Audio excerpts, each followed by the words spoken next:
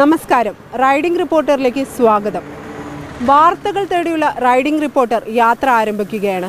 ഇന്ന് Malabar മേഖലയിലൂടെയാണ് riding reporter യാത്ര ചെയ്യുന്നത്.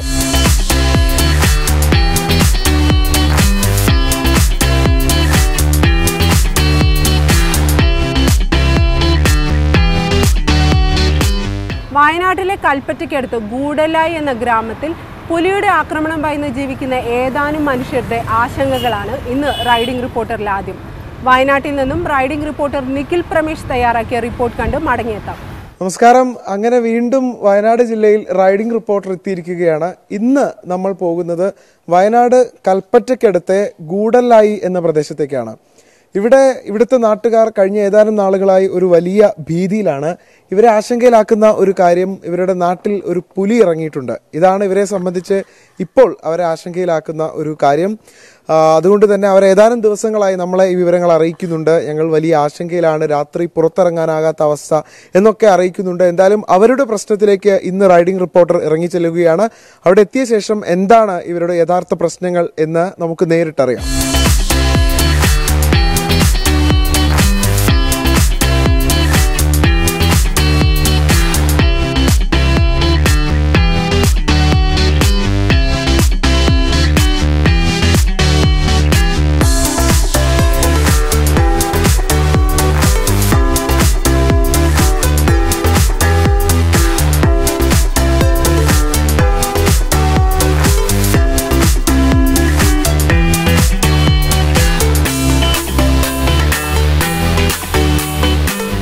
ഗൂഡലായി എന്ന പ്രദേശത്താണ് നമ്മളുള്ളത്. ഇവിടെയാണ് ഈ പുലിപ്പേടിയിൽ ഒരു ഗ്രാമം ആശങ്കയോടുകൂടി കഴിയുന്നത്. ഈ ഗ്രാമത്തിലെ ഏതാനും നാട്ടുകാർ ഇപ്പോൾ നമ്മളോടൊപ്പം ഉണ്ട്.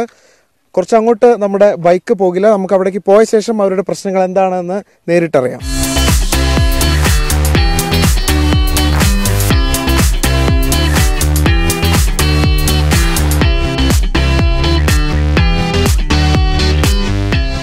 കഴിഞ്ഞ ദിവസം ഈ വീട്ടിലെ നായയാണ് ഈ പുലി വന്ന് കടിച്ചു പറിച്ച് കൊണ്ടുപോയത്. ഇപ്പൊ ഇവിടെ നാട്ടുകാർ നമ്മളോട് ഈ വിഷയം സംസാരിക്കാൻ ഇവിടെ ഉണ്ട്. ഇവിടെ ആയിരുന്നു ഈ കൂടൊക്കെ ഉണ്ടായിരുന്നത്. ആ കൂടൊക്കെ തകർത്തിട്ടാണ് നായയെ പിടിച്ചുകൊണ്ട് പോയത്. എന്തായാലും ഈ വീട്ടിലെ ആള് തന്നെ, ഗൃഹനാഥൻ തന്നെ നമ്മളോടൊപ്പം ഉണ്ട്. എന്തായിരുന്നു അന്ന് സംഭവിച്ചത്? പുലി വെളുപ്പിനാണ്, പുലശക്കാണ് വന്നിട്ടുള്ളത്. വന്ന് അവിടെ കൂട് ഉണ്ടായിരുന്നു. കൂടിന്ന് പിടിച്ച് അങ്ങോട്ട് കൊണ്ടുപോയി ഒരു 6-7 ദിവസം മുന്നേ വന്ന് പിടിച്ചതായിരുന്നു. അപ്പോൾ അതുകൊണ്ട് നമ്മളിത് വരുന്നില്ല എന്നുള്ള ധാരണയിലായിപ്പോയി. അപ്പോൾ ഞങ്ങളൊന്നും ഉറങ്ങിപ്പോയി, നായും ഉറങ്ങിയിട്ടുണ്ടാവും. ആ സമയത്താണ് വന്നിട്ട് പിടിച്ച്. ഒച്ചയൊന്നും കേട്ടില്ല. വലിച്ച് കൂട് അവിടെ താഴെ വരെ കൊണ്ടുപോയി. അവിടുന്ന് അന്നേരം ഒന്നും കഴിക്കാൻ പറ്റിയില്ല. അപ്പോഴത്തേക്ക് ആള് നേരം വെളുത്തുപോയി. അപ്പോഴത്തേക്ക് ആളൊന്നും കഴിക്കാൻ പറ്റാത്തതുകൊണ്ട് ആള് കണ്ടപ്പോൾ അത് പോയി കഴിഞ്ഞ് പിന്നെ വൈകുന്നേരം ഒരു 5:15 ഞാനിതേപോലെ അകത്തുനിന്ന് ബാത്റൂമിലേക്ക് ഇറങ്ങിയപ്പോൾ അവിടെ പുലിൻ്റെ ബോഡി, നായിൻ്റെ ഇതവിടെ കിടക്കുന്നുണ്ട്. അതിൻ്റെ കുറച്ച് താഴെയായിട്ട് വന്നിട്ട് നിൽക്കുന്നുണ്ടായിരുന്നു. പിന്നെ വൈകുന്നേരം ഒരു 6:15 പിന്നെ വീണ്ടും വന്ന്. അത് കഴിഞ്ഞിട്ട് വലിയ പ്രായത്ത പുലിയാണോ? ഇത് ഒരു 8-9 വയസ്സുണ്ടാവും. 9 വയസ്സുണ്ടാവും. നല്ല പ്രായമാണ് ഇതിൻ്റെ. നല്ല വലിപ്പമാണ്, ഭയങ്കര വലിപ്പമാണ്. സാധാരണ ഒരുപാട് പുലികളെ ഞാൻ കണ്ടിട്ടുണ്ട്, വുഡ്ലാൻഡ് എസ്റ്റേറ്റ് എന്നൊക്കെ കണ്ടിട്ടുണ്ട്. പക്ഷേ ഇത് ഭയങ്കര വലിയ പുലിയാണ്. വലിയ ആശങ്കയാണ് ഇപ്പൊ. ആശങ്കയാണ്. എങ്ങനെയാണ് ചേട്ടാ, അപ്പൊ നമുക്ക് നാട്ടില് സ്വാഭാവികമായിട്ടും കുട്ടികൾ ഉണ്ട്, പ്രായമായവര് ഒക്കെ പുറത്തിറങ്ങാനും ഒക്കെ ആശങ്കയായിരിക്കുമല്ലോ. എന്താണ് ഇപ്പൊ നമ്മള് ഇപ്പം ഫോറസ്റ്റ് അധികൃതരെയൊക്കെ അറിയിച്ചിട്ടുണ്ട് എന്ന് പറഞ്ഞു. എന്താണ് ഇപ്പോഴത്തെ ഒരു അവസ്ഥ? എന്താണ് ഇപ്പോൾ ഇവിടെ ഒരു 3 ആഴ്ചയായിട്ട് ഈ പുലിന്റെ ശല്യം ഉണ്ട്. ഇവിടെയുണ്ട്. ഇപ്പോൾ ഇവിടെയാണ് ഫോറസ്റ്റ് ഇതിന്റെ ക്യാമറ വെച്ചിരുന്നത്. ഇവിടെ നിന്നാണ് ഇപ്പോൾ അതിന്റെ ക്ലിപ്പ് കിട്ടിയത്. തൊട്ടടുത്ത ഇതിന് മുമ്പ് 2 വീട്ടിലത്തെ വളർത്ത് പട്ടിയെ കൊണ്ടുപോയി. അത് കഴിഞ്ഞപ്പോൾ ഇദ്ദേഹത്തിൻ്റെ ജ്യേഷ്ഠൻ്റെ വീട്ടിൽ നിന്ന് ലാസ്റ്റ് ഇപ്പോൾ ഒരു പുലർച്ചെ 4:30 ശേഷം വന്നിട്ട് കൊണ്ടുവരികയാണ്. ഈ ചുറ്റുവട്ടത്ത് ഒരു 10-300 കുടുംബങ്ങൾ താമസിക്കുന്ന പ്രദേശമാണ് ഈ ഗൂഡലായിക്കുന്ന് പ്രദേശം. ഇവിടെ രാവിലെ മദ്രസയിൽ പോണ കുട്ടികളുണ്ട്, അതുപോലെ തന്നെ സ്കൂളിൽ പോണ കുട്ടികളുണ്ട്. 10ാം ക്ലാസ്സിലും +2 പഠിക്കുന്ന കുട്ടികൾക്കൊക്കെ രാവിലെ 8:45-9 മണിക്ക് ഇവിടുന്ന് ഇറങ്ങണം. ഇവിടെ ആരെയും ഞങ്ങൾ കണ്ടാൽ തന്നെ അറിയാം. ഈ പ്രദേശത്ത് കൂടെ പോകുമ്പോൾ വളരെ ഒരു ഭീകര അന്തരീക്ഷമാണ് ഇപ്പോൾ ഉള്ളത് ഇവിടെ. സ്വാഭാവികമായിട്ട് രക്ഷിതാക്കൾ പണിക്ക് വരെ പോകാതെ കുട്ടികളെ സ്കൂളിൽ കൊണ്ടാക്കുന്ന ഒരവസ്ഥയാണ് ഉള്ളത്. ഇപ്പോൾ ഫോറസ്റ്റ് അധികൃതർ ഇവിടെ വന്നു, ഇവിടെ ക്യാമറ വെച്ചു, ഇതിനെ ക്ലിപ്പ് കിട്ടി. അവർ പറഞ്ഞു നടപടി ഉണ്ടാവും എന്ന് പറഞ്ഞു. ഞങ്ങൾ വെയിറ്റ് ചെയ്തു. ഇപ്പോൾ ലാസ്റ്റ് കഴിഞ്ഞ ശനിയാഴ്ച ഇവിടുത്തെ വാച്ചർ വന്നു, റേഞ്ചർ വന്നു. ഇവിടുത്തെ ജനങ്ങൾ തടഞ്ഞു വെച്ചതിൻ്റെ അടിസ്ഥാനത്തിൽ DFOയും അതുപോലെ തന്നെ MLAയും വന്നു, കൽപ്പറ്റ MLAയും വന്നു. MLA DFOയോട് സംസാരിച്ചതിൻ്റെ അടിസ്ഥാനത്തിൽ തിരുവനന്തപുരത്ത് CCFുമായി ബന്ധപ്പെട്ടതിൻ്റെ അടിസ്ഥാനത്തിൽ തിങ്കളാഴ്ച ഇവിടെ കൂടുവെച്ച് ഇതിനെ പിടിച്ച് ഉൾക്കാട്ടിൽ വിടാനുള്ള സംവിധാനം ഉണ്ടാക്കുമെന്ന് DFO MLA നിർത്തി ജനങ്ങൾക്ക് വാക്ക് തന്നതായിരുന്നു. പ്രദേശത്ത് ഇനിയിപ്പോൾ വീടുകളിൽ പട്ടികളില്ല. ഇനി അടുത്ത ലക്ഷ്യം ഇത് ആളുകളെ ആക്രമിക്കും. കാരണം വേറെ ഒരു തീറ്റ കിട്ടാനുള്ള സാഹചര്യം ഇവിടെ കാണുന്നില്ല. ഇവിടെ പട്ടികൾ തീർന്നു, ഈ പ്രദേശത്ത് തീർന്നു, തെരുവട്ടികൾ തീർന്നു, വീട്ടിൽ വളർന്ന പട്ടികളും തീർന്നു. ഇനിയുള്ളത് ഇവിടെയുള്ള ജനങ്ങൾ, ഞങ്ങളെപ്പോലത്തെ ആളുകളാണ് ഉള്ളത്. അതുകൊണ്ട് തന്നെ ഉത്തരവാദിത്തപ്പെട്ട ആളുകൾ ഈ പറഞ്ഞ വാക്ക് നിറവേറ്റി ഇവിടെ ഒരു കൂട് വെച്ച് ഇതിനെ പിടിച്ച് മാറ്റിയില്ലെങ്കിൽ വളരെ വലിയ അപകടങ്ങൾ സംഭവിക്കും. ആ അപകടം സംഭവിക്കാതിരിക്കാൻ ജനങ്ങളും അതുപോലെ തന്നെ ഫോറസ്റ്റുകാരും ഒത്തൊരുമിച്ച് കാണാം, വരുന്ന വഴിക്കൊക്കെ തീയിട്ട് രാത്രി ആളുകൾ ഇരിക്കുകയാണ്. അപ്പോൾ ഇതിന് ഈ ഒരു ഭീകര അന്തരീക്ഷത്തിൽ നിന്ന് ഈ ജനങ്ങളെ അല്ലെങ്കിൽ ഈ പ്രദേശത്തെ രക്ഷപ്പെടുത്താൻ വേണ്ടി ഫോറസ്റ്റ് വകുപ്പാണ് ഇതിൻ്റെ നടപടികൾ ചെയ്യേണ്ടത്. കൽപ്പറ്റ നഗരസഭയും അതുപോലെ തന്നെ വില്ലേജ് ഓഫീസറും പോലീസ് സംവിധാനവും അവരെല്ലാം നല്ല സഹകരണമാണ് നമ്മൾ പോയി പരാതി പറഞ്ഞപ്പോൾ ചെയ്തിരുന്നത്. ഫോറസ്റ്റ് ആണ് എന്താകുന്നത് വഴുകുന്നത്. ഈ ഫോറസ്റ്റിന്റെ ഈ വഴുകൽ ഒരുപക്ഷെ വലിയ അപകടങ്ങളിലേക്ക് പോകാൻ ചാൻസ്, വലിയ പ്രത്യാഘാതങ്ങൾ ഉണ്ടാക്കുമെന്നാണ് അവർ പറയുന്നത്. ചേട്ടാ, ഇപ്പൊ കുട്ടികളുടെയൊക്കെ കാര്യത്തിലാണല്ലോ നമുക്ക് അല്പം കൂടെ, ചേട്ടൻ നേരത്തെ തന്നെ സൂചിപ്പിച്ചു, മദ്രസയിലേക്ക് പോകുന്ന കുട്ടികൾ, രാവിലെ മറ്റാവശ്യങ്ങൾക്ക് പുറത്തിറങ്ങുന്ന പ്രായമായ ആളുകൾ. ഇനിയിപ്പോൾ സ്വാഭാവികമായിട്ട് ഇദ്ദേഹം സൂചിപ്പിച്ച പോലെ ഈ പട്ടികളും ഒക്കെ എണ്ണം കുറയുന്നു, പിന്നെ ഈ മനുഷ്യരെ ആക്രമിക്കാൻ തുടങ്ങുമെന്ന ഒരു ആശങ്കയും സ്വാഭാവികമായിട്ടുണ്ട്. ഇത്തരത്തിലുള്ള ഒരു ആശങ്കയാണ് നിങ്ങൾ പങ്കുവയ്ക്കുന്നത്? ഇപ്പോൾ കഴിയുന്നത് ഇപ്പോൾ മാക്സിമം ഫോറസ്റ്റുകാരോട് തന്നെ നമുക്ക് പറയാനുള്ളത്, അവർക്കതിപ്പോൾ എന്തെങ്കിലും കൂടൊക്കെ വെച്ച് എന്തെങ്കിലും ചെയ്ത് അവരെ ഇവിടുന്ന് അകറ്റാനുള്ളൊരു സംവിധാനം ഒരു കാണണം. കാരണം നമ്മളിത് രാവിലെ മക്കളെ ഈ 6:30 6 മണിക്ക് നീച്ച് പോകുമ്പോൾ, കാരണം ഫോറസ്റ്റുകാരെന്നെ പറഞ്ഞത് എന്താ വെച്ചാൽ പുലിനെയും കാട്ടി ഹൈറ്റ് കുറഞ്ഞതാണെങ്കിൽ വേഗം അറ്റാക്ക് ചെയ്യുമെന്നാണ് അവരെന്നെ പറയുന്നത്. അപ്പോൾ ഈ മക്കൾ പറയുന്നൊക്കെ ചെറിയ മക്കളല്ലേ, അവർ ഇനിയിപ്പോൾ സ്കൂളിലേക്ക് തന്നെ പോകുമ്പോൾ രാവിലെ നീച്ചിട്ട് അവരെന്ത് ചെയ്യണം, ഇപ്പോൾ ഈ സ്ഥലത്തിൻ്റെ അവിടെ നിന്ന് ആകെ ഒരു 300-400 മീറ്ററേ ഉള്ളൂ നമ്മളെ SKMJ ഹയർ സെക്കൻഡറി സ്കൂളിലേക്കുള്ളത്. അവിടേക്ക് ഇപ്പോൾ എത്തിപ്പെടണേ തന്നെ രക്ഷിതാക്കൾ എന്ത് ചെയ്യണം, അവരൊപ്പരം പോകണം. അല്ലെങ്കിൽ ഇവിടുന്ന് എന്ത് ചെയ്യണം, ഒരു വാഹനം ഏൽപ്പിച്ചിട്ട് അവിടുന്ന് ആയിരിക്കും കൊണ്ടുപോകണം. അതായത് അത്രയും 300-400 മീറ്റർ ഷോർട്ടുള്ള സ്ഥലമാണ്, ഈ ഒരു പാറപ്പുറമാണിത്. ഇതിലെ കൊണ്ടുപോകലാണ് ഏറ്റവും മക്കൾക്ക് എളുപ്പമുള്ളൊരു വഴിയാണ്. ഇപ്പം അതിലൊന്നും പോകാൻ കഴിയില്ല. ഇപ്പോൾ മക്കൾ ഇന്നിപ്പോൾ ലീവുള്ള ദിവസമായിട്ട് നമ്മളിവിടെ എപ്പോഴും ഈ പ്രദേശത്ത് എപ്പോഴും ആൾക്കാരുണ്ടാവണേ. ഇന്നിപ്പോൾ രക്ഷിതാക്കൾ മക്കളെ ഒരാൾ എന്ത് ചെയ്യില്ല, പുറത്തേക്ക് വിടുന്നില്ല. കാരണം മക്കൾ കളിക്കാൻ വേണ്ടിയിട്ടുള്ളൊരു ചെറിയൊരു ഗ്രൗണ്ട് ഉണ്ട്. ഫോറസ്റ്റുകാർ ഓർഡർ എന്താ വെച്ചാൽ മക്കളെ ഒന്നും അങ്ങോട്ടേക്ക് വിടരുത്. ഈ ഓർഡർ കൊടുക്കുന്ന ആ സമയം കൊണ്ട് നമുക്ക് ഇവിടെ എന്ത് ചെയ്യുമല്ലോ, കൂടൊക്കെ വെച്ച് എന്തെങ്കിലും ഒരു കൂട് വെച്ചാൽ തന്നെ എന്ത് ചെയ്യും, ജനങ്ങൾക്കൊരു ഇതുണ്ടാവും. കാരണം എല്ലാവരും പേടിച്ച് നിൽക്കുക. ഇപ്പോൾ പ്രത്യേകിച്ച് ഓർഡർ എന്താ വെച്ചാൽ എല്ലാവരും വീട്ടിൽ എന്ത് ചെയ്യാനുള്ള ലൈറ്റൊക്കെ ഇട്ടിട്ടായിരിക്കണം, എല്ലാ വീട്ടിലും ഫുൾ ലൈറ്റും ഇട്ടിട്ട് വേണം കിടക്കാൻ. കഴിയുന്നതും ലൈറ്റ് ഓഫ് ആക്കാതെ ഇരിക്കാനാണ് അവർ പറയുന്നത്. ഇതിപ്പം ഫോറസ്റ്റ് ഉദ്യോഗസ്ഥർ രാത്രിയിലൊക്കെ ഇവിടെ വന്നിട്ട് കാവലിരിക്കുകയാണ് അല്ലെ, അപ്പോൾ എല്ലാ ദിവസവും കത്തിച്ചു വെക്കുന്നതാണെന്നാണ് പറയുന്നത്. അങ്ങനെ വലിയൊരു ആശങ്ക നിലനിൽക്കുന്ന ഒരു പ്രദേശമായി മാറുകയാണ് ഇവിടെ.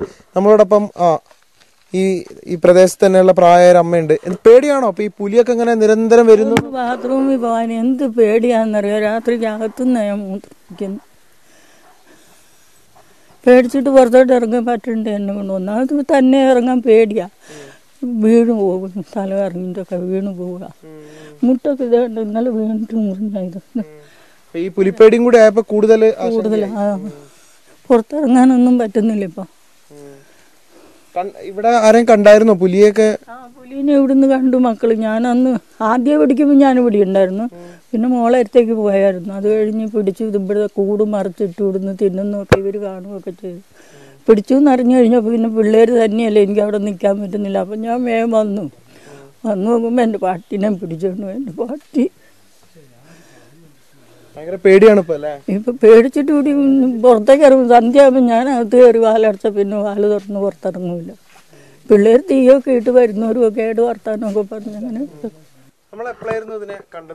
ഇന്ന് വരുമ്പോൾ 3-4 ദിവസം മുന്നേ ഈ നായിനെ അഴിച്ചുവിടാൻ പറഞ്ഞിരുന്നു ഫോറസ്റ്റുകാർ. അങ്ങനെ അഴിച്ചുവിട്ട് ഒരു 4:30 വരെ നായ ഇവിടെ ഉണ്ടായിരുന്നു. 4:30 ഞാൻ നായ ഇങ്ങനെ മുകളിൽ നിന്ന് കേട്ടിട്ട് എണീച്ച് നോക്കുമ്പോൾ ഞാൻ ലൈറ്റ് അടിച്ച് നോക്കുമ്പോൾ അത് നമ്മളെ ആ പൈപ്പിൻ്റെ വീട്ടിലുണ്ട് സാധനം. അപ്പോൾ ഞാൻ കുറേ നേരം ലൈറ്റ് അടിച്ച് പിന്നെ അങ്ങോട്ട് പോകാൻ പേടിയായതുകൊണ്ട് ഞാൻ എന്താക്കി മെല്ലെ വന്ന് വാതിലടച്ച് നായി വാതിലിനടുത്ത് തന്നെ നിൽക്കുന്നുണ്ടായിരുന്നു. നേരം വെളുത്തേറ്റ് നോക്കുമ്പോൾ നായിനെ കാണുന്നില്ല. അതിൻ്റെ മുന്നെയാണ് അവിടെ നിന്ന് പിടിച്ചത്. അങ്ങനെ ഇടയ്ക്കിടയ്ക്ക് പകലും വരുന്നുണ്ട്, വൈകുന്നേരം ആകുമ്പോഴത്തേക്ക് വരുന്നുണ്ട് സാധനം. ആ കാട്ടിൽ തന്നെ ഉണ്ട് തന്നെ സാധനം. ഭയങ്കര ആശങ്കയാണ്. പുറത്തിറങ്ങാൻ പറ്റില്ല, സന്ധ്യയായി പുറത്തിറങ്ങാൻ പറ്റില്ല. അതാണ് ഏറ്റവും വലിയ പ്രശ്നം. കുട്ടികൾക്ക് സ്കൂളിൽ പോകാൻ പറ്റില്ല. ഇതിലേ ഇറങ്ങിപ്പോകുന്ന കുട്ടികളിപ്പോൾ കൂടുതലായി ചുറ്റിയാണ് വരുന്നത്. ഇവിടെ നേരെ ഇറങ്ങിയ SKM ജയിലേക്ക് 5 മിനിറ്റ് മതി. അതിപ്പോൾ അരമണിക്കൂർ ചുറ്റിയിട്ടാണ് അങ്ങോട്ടും വൈകുന്നേരം ഇങ്ങോട്ടും വരുന്നത്. ഏതാണ്ട് ഈ പ്രദേശത്താണ് ഇവരുടെ വളർത്തുനായയെ വളർത്തിയിരുന്ന കൂട് ഉണ്ടായിരുന്നത്. ഈ കൂട് ഉൾപ്പെടെ പൊളിച്ചാണ് പുലി ഈ നായയെ പിടിച്ചിരുന്നത്.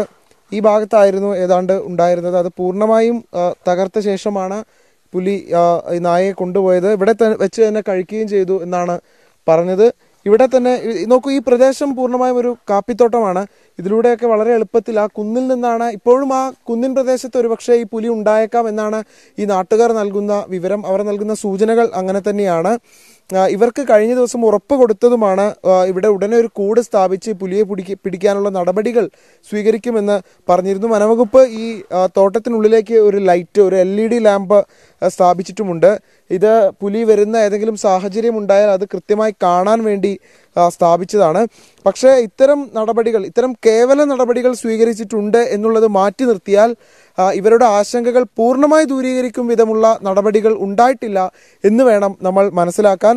കഴിഞ്ഞ ദിവസം ഈ നാട്ടുകാർ പറഞ്ഞതുപോലെ തന്നെ MLAയും മറ്റ് വനംവകുപ്പ് ഉദ്യോഗസ്ഥരും ഒക്കെ നേരിട്ട് ഇവിടെ എത്തിയിരുന്നെങ്കിലും അവർക്ക് അന്ന് ഉറപ്പ് നൽകിയതുപോലെ തിങ്കളാഴ്ച ഇവിടെ കൂട് സ്ഥാപിക്കും എന്ന ഒരു ഉറപ്പ് നൽകിയിരുന്നെങ്കിലും ആ ഉറപ്പ് പൂർണ്ണമായി പാലിക്കപ്പെട്ടില്ല എന്നുള്ളൊരു ആശങ്കയാണ് ഇവർ മുന്നോട്ട് വെക്കുന്നത്. തീർച്ചയായും ഇത് 100% അധികാരികളുടെ മുന്നിലേക്ക് ഞങ്ങൾ ഈ വിഷയം വെക്കുകയാണ്. ഒരു അപകടമുണ്ടായ ശേഷം, ആളുകൾ കൊല്ലപ്പെട്ട ശേഷം ആകരുത് നമ്മൾ ഈ വിഷയത്തിൽ അപലപിക്കേണ്ടതും നമ്മൾ ഖേദം രേഖപ്പെടുത്തേണ്ടതും. അതിനു മുൻപ് വനം വകുപ്പിന്റെ ഭാഗത്തു നിന്നായാലും MLA തലത്തിലായാലും മറ്റ് രാഷ്ട്രീയ തലത്തിൽ നിന്നായാലും നല്ല ഒരു ഇടപെടൽ, ശ്രമകരമായൊരു ഇടപെടൽ ഉണ്ടാകണം എന്ന് റൈഡിംഗ് റിപ്പോർട്ടർ ആവശ്യപ്പെടുകയാണ്. അധികാരികളുടെ മുന്നിലേക്ക് ഈ വിഷയം വെച്ചുകൊണ്ട് റൈഡിംഗ് റിപ്പോർട്ടർ അടുത്ത വിഷയത്തിലേക്ക് പോകുകയാണ്. ഇവിടെ നിന്ന്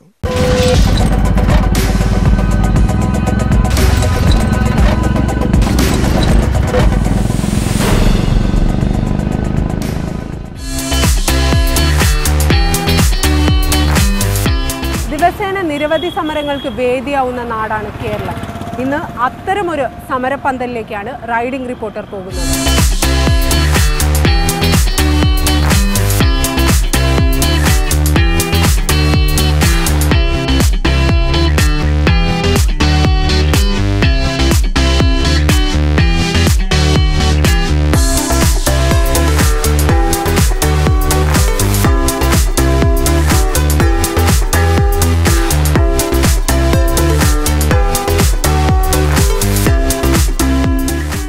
ഞാനിപ്പോൾ നിൽക്കുന്നത് കോഴിക്കോട് മെഡിക്കൽ കോളേജ് പരിസരത്താണ്. ഈ മെഡിക്കൽ കോളേജ് നിരവധി തവണ വാർത്തകളിൽ ഇടം നേടിയ ഒരു മെഡിക്കൽ കോളേജാണ്. എന്നാൽ കുറച്ചു കാലം മുമ്പ് ഈ മെഡിക്കൽ കോളേജ് ലോക ശ്രദ്ധ വരെ പിടിച്ചുപറ്റിയിരുന്നു. അത് ഒരു നിപ്പ കാലത്തായിരുന്നു.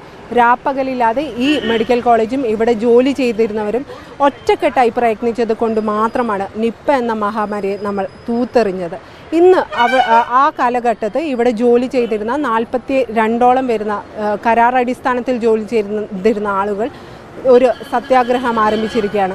ആ സത്യാഗ്രഹത്തിൻ്റെ കാരണങ്ങൾ, അവരുടെ ആവശ്യങ്ങൾ നമുക്ക് അവരോട് തന്നെ ചോദിച്ചറിയാം. ഇവിടെ ഇവർ ദിവസങ്ങളായി ഒരു സത്യാഗ്രഹം ആരംഭിച്ചിരിക്കുകയാണ്. ഇനി നാളെ മുതൽ ഇവർ നിരാഹാരത്തിനും തുടർന്നുള്ള നടപടികൾക്കൊക്കെ തീരുമാനിച്ചിരിക്കുകയാണ്. നമുക്ക് ഇവരോട് തന്നെ ചോദിക്കാം, എന്തായിരുന്നു ഈ സത്യാഗ്രഹത്തിനുള്ള കാരണം? എന്തായിരുന്നു? നമ്മൾക്ക് സർക്കാർ പറഞ്ഞ സമയത്ത് വാക്ക് പാലിക്കാതെ കൊണ്ട് നമുക്ക് ജോലി നഷ്ടപ്പെട്ടു ഡിസംബർ 31-ന്. അതിന് പ്രകാരം ഞങ്ങൾക്ക് ആ ജോലി തുടർച്ചയായി കിട്ടുക എന്നുള്ളൊരു ഇതിനു വേണ്ടിയിട്ടാണ് ഞങ്ങൾ സത്യാഗ്രഹത്തിനിരിക്കുന്നത്.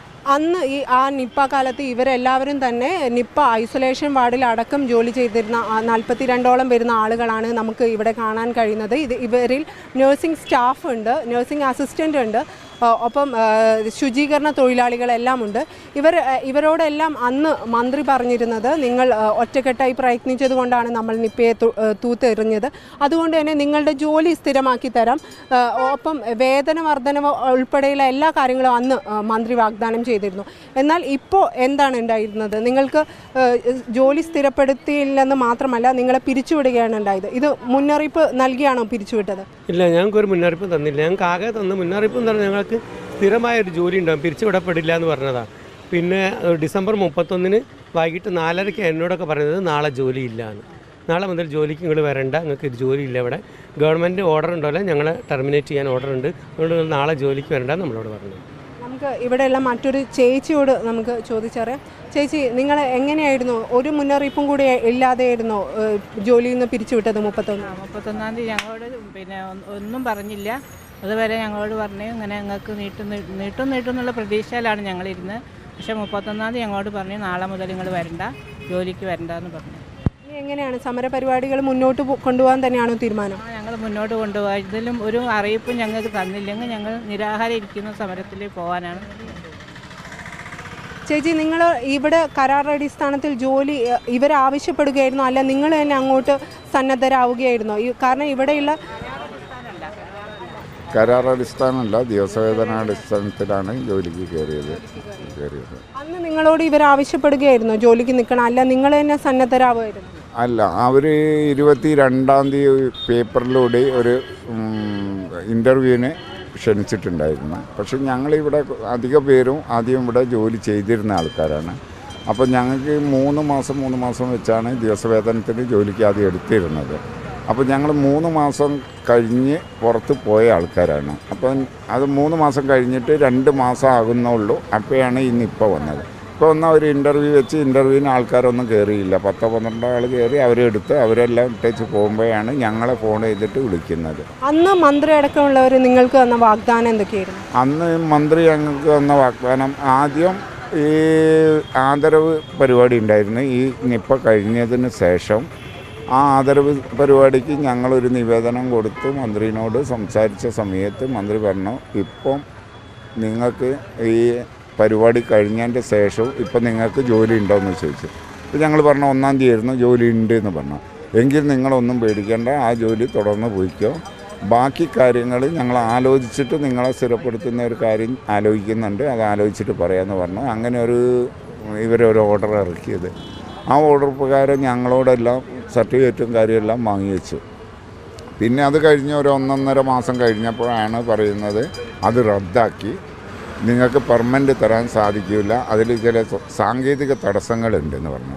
അത് പറഞ്ഞതിൻ്റെ ശേഷമാണ് പറയുന്നത് എന്തായാലും നിങ്ങളെ ഇറക്കി വിടില്ല, തുടർന്ന് നിങ്ങൾക്ക് ഒരു ജോലി ഇവിടുന്ന് തുടർന്ന് പോകാനുള്ള ഒരു ഇത് ഉണ്ടാവും. ഇപ്പം അവരുടെ നിലപാടെന്താ? നിങ്ങൾ സമരം ചെയ്യുന്നതെല്ലാം വാർത്തയായി കഴിഞ്ഞു, എന്താണ്? ഈ സമരത്തിൻ്റെ ഭാഗമായിട്ട് ഞങ്ങൾ പ്രിൻസിപ്പളിനെ, സൂപ്രണ്ടിനെ, പിന്നെ മന്ത്രിനെ എല്ലാവരെയും അറിയിച്ചിട്ടുണ്ട്. അറിയിക്കേണ്ട എല്ലാ അധികാരികളെയും അറിയിച്ചിട്ടുണ്ട്. എല്ലാ രാഷ്ട്രീയ പാർട്ടികളെയും അറിയിച്ചിട്ടുണ്ട്. അപ്പോൾ അതെല്ലാം ചെയ്തതിൻ്റെ ശേഷം ഞങ്ങൾ ഒരു പത്രസമ്മേളനം വരെ നടത്തിയിട്ടാണ് ഞങ്ങളിവിടെ ഈ സമരത്തിന് ഇരിക്കുന്നത്. അവർക്ക് സമയം കൊടുത്തിട്ടുണ്ട് ഞങ്ങളോട് എന്തെങ്കിലും ഒന്ന് പറയാനുള്ള സമയം. ഇതിപ്പോൾ എത്രാമത്തെ ദിവസമാണ് നിങ്ങളെ സമരം? ഇന്നേക്ക് 8-ാമത്തെ ദിവസമാണ് ഞങ്ങളിവിടെ ഇരിക്കുന്നത്. ആരെങ്കിലും അധികാരികൾ ആരെങ്കിലും നിങ്ങളെ വരികയോ കാണുകയോ എന്താ ചെയ്തത്? അധികാരികൾ ആരും വന്നിട്ടില്ല. ഞങ്ങളിവിടെ പാർട്ടീൻ്റെ അതിൻ്റെ ഒക്കെ ആൾക്കാർ വന്നിട്ടുണ്ട്, അല്ലാതെ വേറെ ആരും വന്നിട്ടില്ല. അപ്പോൾ ഇനി എന്താണ് നിങ്ങൾ ഇനി സ്വീകരിക്കാൻ പോകുന്ന നടപടികൾ എന്തൊക്കെയാണ്? ഇനി ഞങ്ങൾ പിന്നെ അങ്ങനെ എല്ലാവരും കൂടി നിരാഹാരം ഇരിക്കാനാണ് തീരുമാനിച്ചത്. അപ്പോൾ ഇന്ന് മുതൽ തുടങ്ങുന്നത്?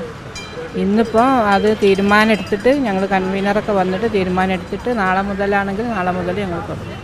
ഈ സർക്കുലറിൽ പറഞ്ഞിട്ടുണ്ട് ഞങ്ങളുടെ സർട്ടിഫിക്കറ്റ് കാര്യങ്ങളെല്ലാം ഇവിടെ ഹാജരാക്കാൻ വേണ്ടിയിട്ട്. ഇതിൽ പറയുന്ന ഈ സംഭവങ്ങളിൽ നമ്മുടെ ഭാഗത്ത് നിന്നും ID കാർഡ്, ജനനത്തീയതിയൊക്കെ തെളിയിക്കാനുള്ള കാര്യങ്ങൾ, ബാക്കി നമ്മൾ ജോലി ചെയ്ത ആ ദിവസങ്ങളെല്ലാം നമ്മുടെ നൈസി സൂപ്രണ്ട് ഓഫീസിൽ നിന്നും കൊടുക്കാനാണ് ഇതിൽ പറഞ്ഞിരിക്കുന്നത്. ആ പ്രകാരം ഞങ്ങളെല്ലാം കൊടുത്തിരിക്കുന്നുണ്ട്.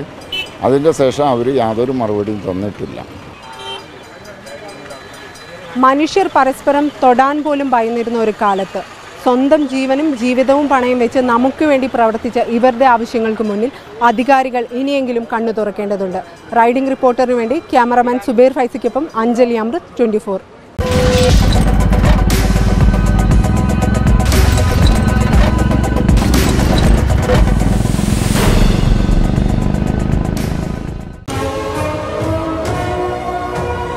This is 24.